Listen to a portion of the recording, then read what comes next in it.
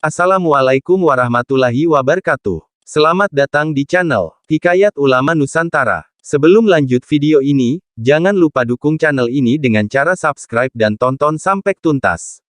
Pada kesempatan ini akan kami sampaikan tentang biografi Kiai Haji Raden Asad Syamsul Arifin Situbondo.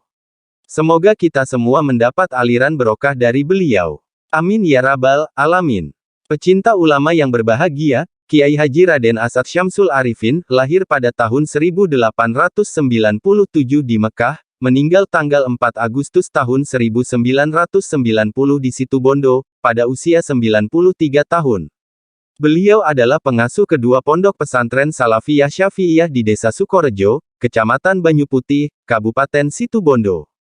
Ia adalah ulama besar sekaligus tokoh dari Nahdlatul Ulama dengan jabatan terakhir sebagai Dewan Penasihat Mukhtasar Pengurus Besar Nahdlatul Ulama hingga akhir hayatnya. Ia adalah penyampai pesan isyarah, yang berupa tongkat disertai ayat Al-Quran dari Kiai Haji Holil Al-Bangkalani untuk Hasyim Asy'ari, yang merupakan cikal bakal berdirinya Nahdlatul Ulama. Ia diangkat menjadi pahlawan nasional oleh Presiden Joko Widodo, tanggal 9 November tahun 2016 sesuai keputusan Presiden nomor 90 TK tahun 2016.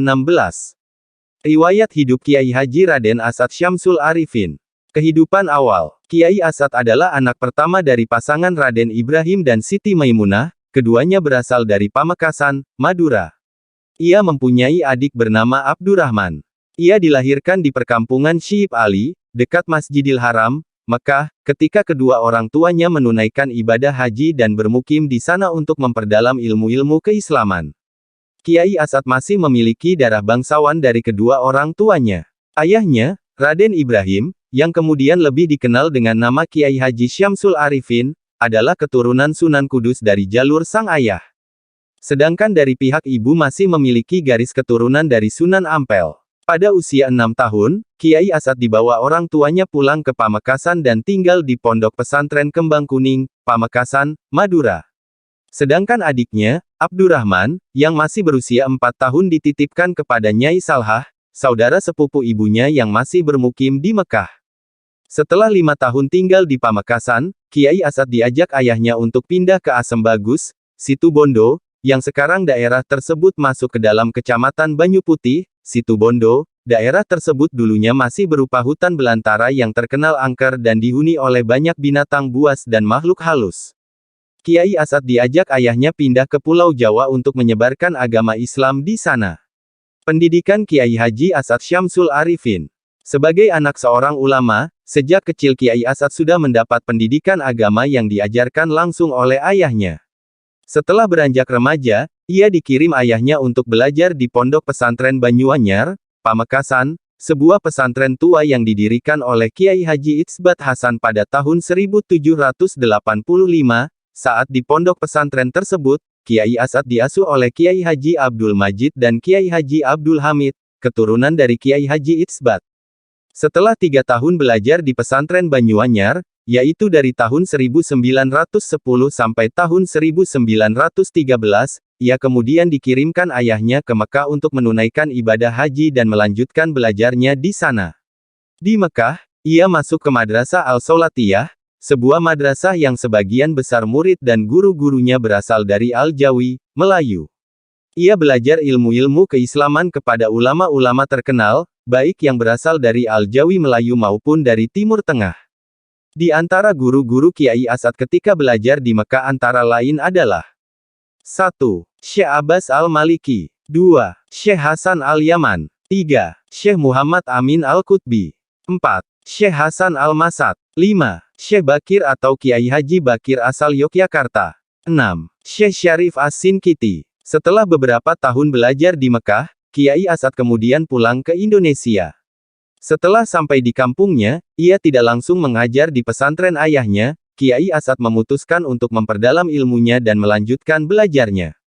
Ia pergi ke berbagai pesantren dan singgah dari pesantren satu ke pesantren lain, baik untuk belajar maupun hanya untuk ngalaf barakah, mengharap berkah dari para kiai. Mengasuh pesantren. Pada tahun 1908, setelah pindah ke Situbondo, Kiai Asad dan ayahnya beserta para santri yang ikut datang dari Madura membabat alas atau menebang hutan di Dusun Sukorejo untuk didirikan pesantren dan perkampungan. Pemilihan tempat tersebut atas saran dua ulama terkemuka asal Semarang, Habib Hasan Musawa dan Kiai Asadullah. Usaha Kiai Asad dan ayahnya tersebut akhirnya terwujud. Sebuah pesantren kecil yang hanya terdiri dari beberapa gubuk kecil, musala, dan asrama santri yang saat itu masih dihuni beberapa orang saja. Sejak tahun 1914, pesantren tersebut berkembang bersamaan dengan datangnya para santri dari berbagai daerah sekitar. Pesantren tersebutlah yang akhirnya dikenal dengan nama Pondok Pesantren Salafiyah Syafi'iyah. Setelah KH. Samsul Arifin meninggal pada tahun 1951, pondok pesantren tersebut ganti diasuh oleh Kiai Asad. Di bawah kepemimpinan Kiai Asad, Pondok Pesantren Salafiyah Syafi'iyah berkembang semakin pesat, dengan bertambahnya santri hingga mencapai ribuan. Kemudian, lembaga pendidikan dari pesantren tersebut akhirnya semakin diperluas, tanpa meninggalkan sistem lama yang menunjukkan ciri khas pesantren. Pesantren tersebut mendirikan madrasah ibtidaiyah, madrasah sanawiyah, dan madrasah aliyah, kemudian didirikan pula sekolah umum seperti SMP, SMA, dan SMEA. Wasiat kepada para santrinya. Meskipun Kiai Asad telah meninggal, namun dawuh, nasihat maupun perkataannya masih melekat dan diikuti oleh para santri dan pecintanya.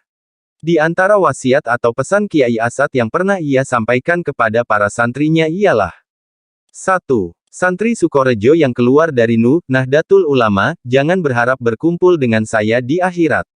2. Santri saya yang pendiriannya tidak dengan saya tidak bertanggung jawab di hadirat Allah Subhanahu wa Ta'ala. 3. Santri saya yang pulang atau berhenti harus ikut mengurusi dan memikirkan paling tidak salah satu dari 3 hal, yakni pendidikan Islam, dakwah melalui dan ekonomi masyarakat. 4. Istiqomah terus-menerus membaca Ratibul Hadat. 5. Santri saya sebenarnya umum, anak siapa saja, dalam keadaan bagaimana saja, pasti selamat dan jaya asal jujur, giat dan ikhlas. Terima kasih telah menonton video ini, jangan lupa aktifkan lonceng notifikasinya agar tidak ketinggalan video tentang Hikayat Ulama Nusantara berikutnya. Sampai jumpa.